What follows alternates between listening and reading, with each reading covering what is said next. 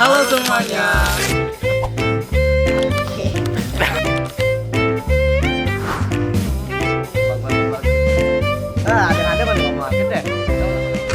Halo semuanya.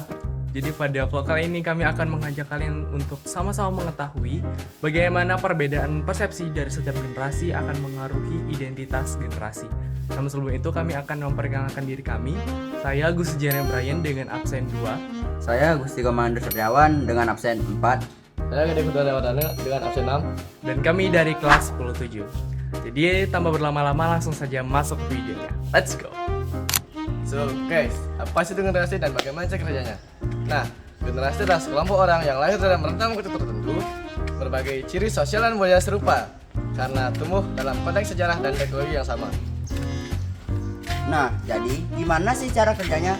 Cara kerjanya adalah dengan membandingkan karakteristik setiap generasi yang dipengaruhi oleh peristiwa besar, perkembangan teknologi, dan nilai-nilai yang dominan pada masa itu, serta yang berdampak pada cara mereka berpikir, berkomunikasi, dan bekerja.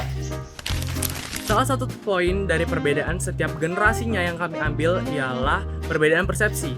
Dan topik yang kami angkat ialah salah satu topik yang sudah sangat sering diperbincangkan, yaitu tentang kesehatan mental. Nah, untuk mengetahui lebih dalam, kita akan melakukan sesi wawancara dengan salah satu guru di SMA Negeri 1 Grogak yang menjadi bagian dari generasi milenial. Mari kita simak wawancaranya. Halo, bertemu lagi dengan saya Brian dan juga Edo. Jadi pada kali ini kami akan mewawancari salah satu guru di SMA Negeri 1 Grogak dan menjadi salah satu generasi milenial. Nah, kita sudah bertemu dengan Ibu Margaret Deviana. Jadi selamat siang Ibu, gimana kabarnya hari ini? Selamat siang, kabar baik. Ibu, dari hari ini kami akan nanya dikit-dikit nih sama Bu Deviana sebagai salah satu guru generasi milenial di SMA kami, yaitu SMA Negeri 1 Grogak. Mungkin sebelum itu perlu diketahui dulu bahwa wawancara ini sebagai bahan untuk kami menyelesaikan tugas sosiologi, yaitu tentang identitas generasi dan perbedaan persepsi antar generasi. Baik, mungkin kita bisa langsung mulai saja. Ya. Untuk pertanyaan pertama, menurut Ibu Deviana, apa sih artinya sehat mental itu?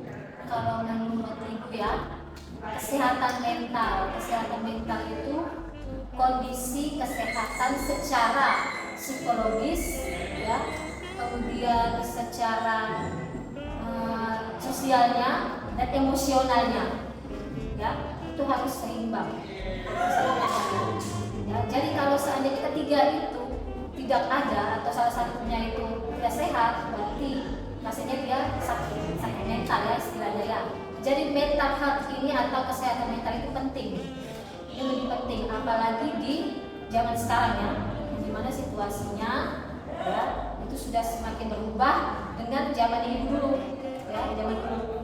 Jadi yang paling penting dari semuanya itu ya kesehatan mental menurut Ibu. Ya. Kalau kesehatan fisik itu kan kita bisa cepat menyembuhkannya. Ada dokter yang menyembuhkannya ya, ada obat ya, kita butuh istirahatnya sudah sembuh begitu ya. Tapi kalau mental ini yang paling susah untuk disembuhkan.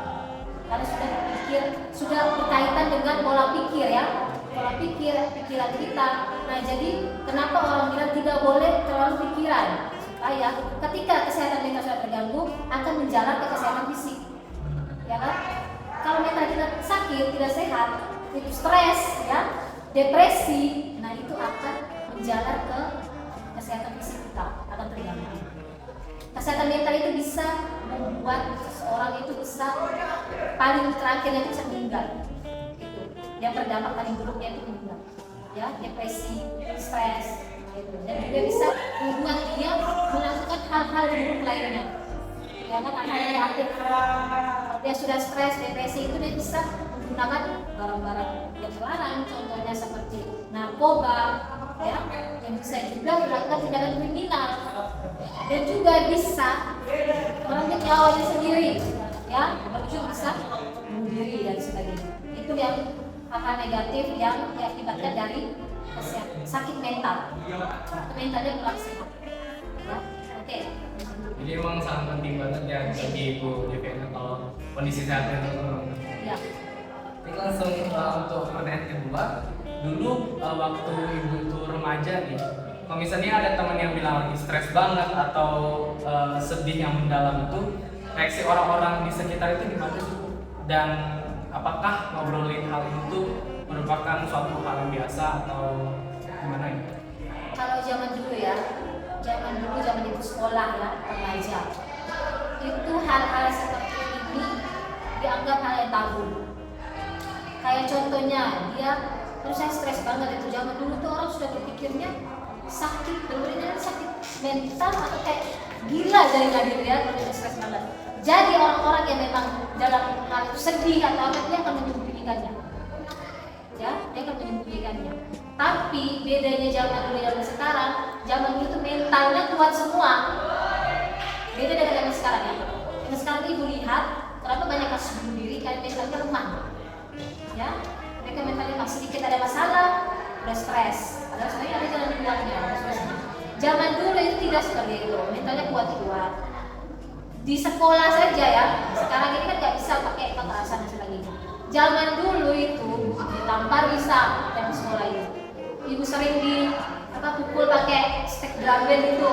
Nah, ditampar gara-gara terlambat masuk sekolah itu. Tapi itu mentalnya kuat semua.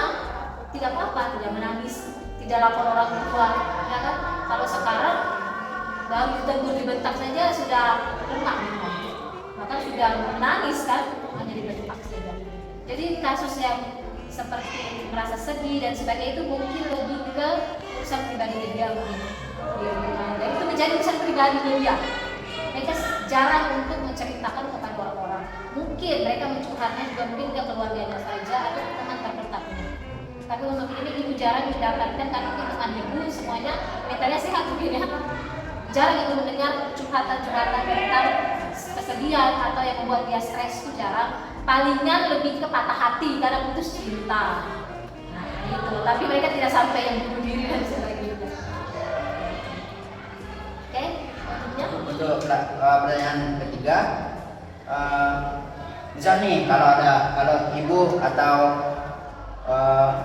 orang terdekat ibu mengalami tekanan mental yang hebat nih, apa langkah pertama yang terlintas di benak ibu untuk dilakukan?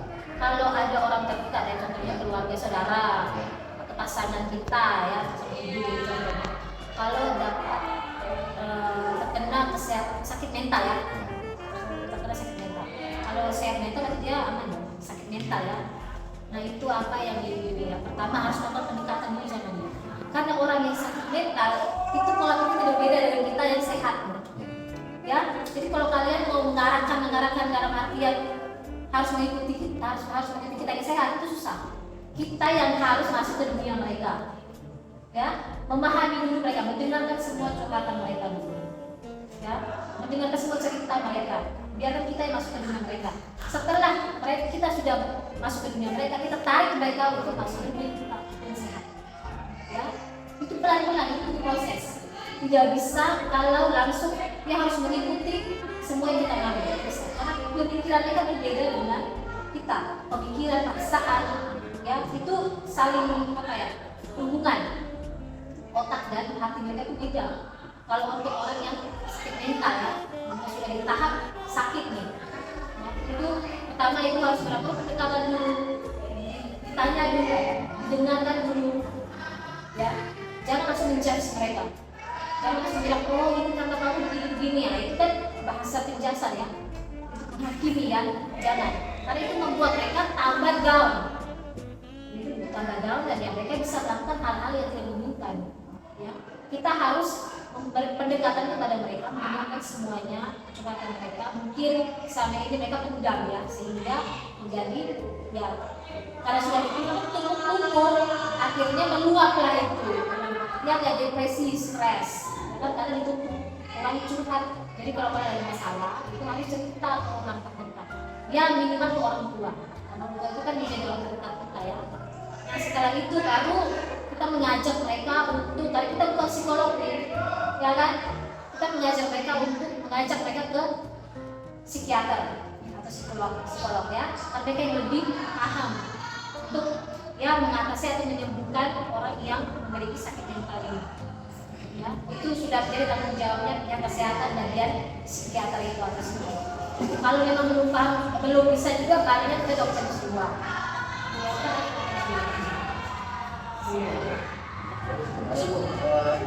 Untuk pertanyaan terakhir, apa hal yang paling penting itu yang perlu diketahui oleh generasi Gen Z tentang kesehatan mental? Hal yang paling penting kesehatan mental itu yang dari semua kesehatannya ibu lebih menekankan nomor satu kesehatan mental. Kesehatan mental itu paling penting di diri kita, ya. Sehat secara, kalau kita punya IQ, SQ dan EQ, ya. Jadi IQ itu intelektual ya, SQ itu spiritual kita, EQ itu emosional kita. Itu dia lebih ke emosional kita, ya. Itu kepintaran. Kalau ketiga itu seimbang, nah itu baru jadi orang yang ya cerdas secara secara intelektual, secara emosional, secara spiritual. Itu harus seimbang ya. Nah, kalau intelektual itu kita masih bisa belajar, ya. Kita masih bisa belajar.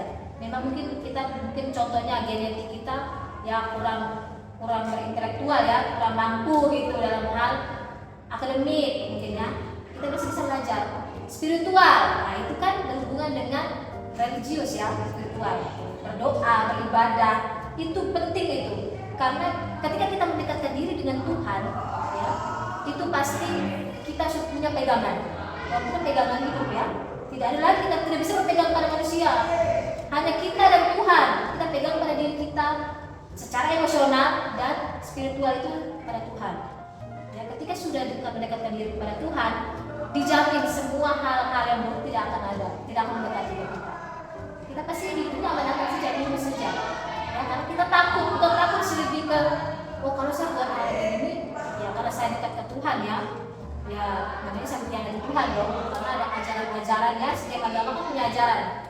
Itu kalau kita melanggar ya namanya kita mengkhianati Tuhan, sedangkan kita dekat dengan Tuhan, seperti sahabat kita dengan Tuhan itu, bapaknya kita, keluarganya kita gitu kan.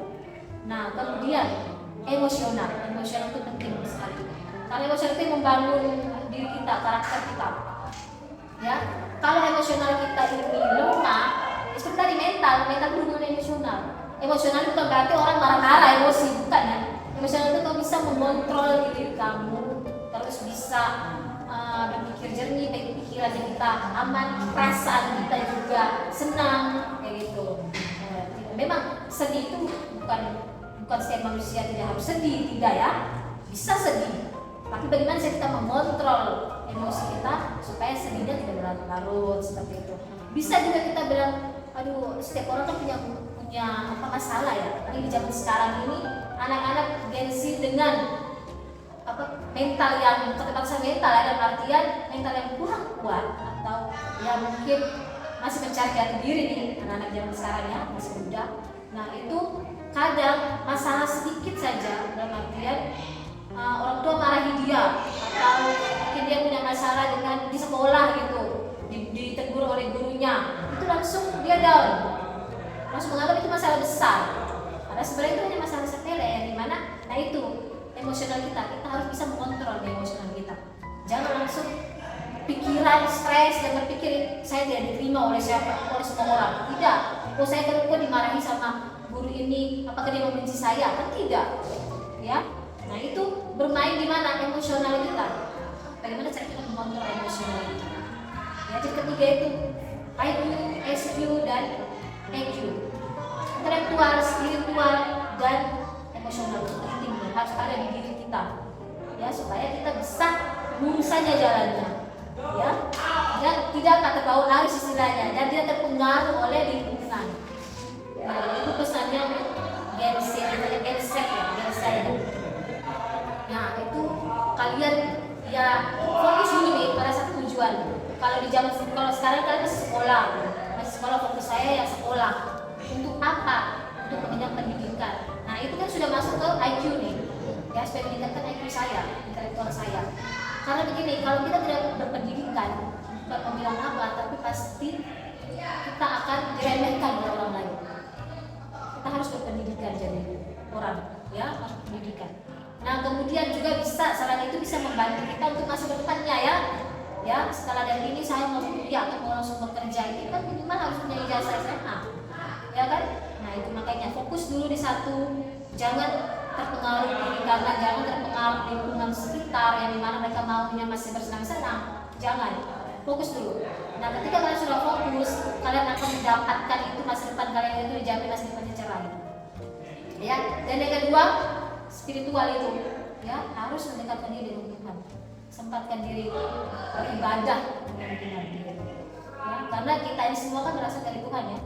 Nah di saat kita sudah di atas terus kita melupakan Tuhan, Tuhan akan mengasih suatu saat hancurlah kita, belum lagi dari Tuhan ya kan. Jadi jangan sombong, harus rendah hati, selalu bersyukur.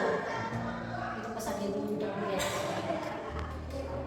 Oke, mungkin sekian kali sih wawancara dari kami. Terima kasih banyak atas kesempatannya. Ya banyak banget ya. Iya. Awalnya cepat sekali berkembang. Iya, terima kasih banyak ya. Ya. Oke. Jadi sekian saja, mari kita lanjut ke sesi berikutnya. Jadi tanya generasi milenial yang kami tanyakan. Kami pun menanyakan hal yang sama kepada generasi Z dan generasi baby boomers. Untuk generasi Gen Z, mereka menyatakan bahwa topik kesehatan mental bukanlah hal yang tabu untuk dibincangkan dan sudah dianggap normal. Mereka juga mengatakan bahwa stigma buruk terhadap kesehatan mental harus dihilangkan. Jadi seperti itu ya pandangan dari generasi Z. Nah berbeda nih dengan generasi baby boomers. Di saat mereka tumbuh, ternyata isu kesehatan mental ini sangat distigmasi. Membicarakan tentang perasaan tertekan, kecemasan, ataupun kesedihan berkepanjangan itu sangat dianggap tabu. Nah, jadi mereka pun kesusahan untuk membicarakan perasaan mereka, bahkan kepada orang terdekat seperti keluarga.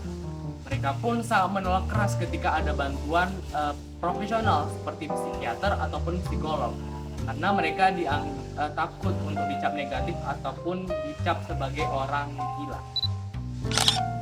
Perbedaan persepsi antar generasi merupakan hal yang wajar. Mereka hidup di kurun waktu yang berbeda, kehidupan sosial yang berbeda, peristiwa yang berbeda, dan kebiasaan yang berbeda. Perbedaan persepsi antar generasi menjadi garis batas yang memisahkan satu generasi dari yang lain, memaksa setiap generasi untuk mendefinisikan nilai inti mereka, yang pada akhirnya mengukir identitas unik mereka di masyarakat dan menjadi identitas generasi. Sekian vlog dari kami, semoga bermanfaat bagi kita semua. Vlog kami akhiri. Bye.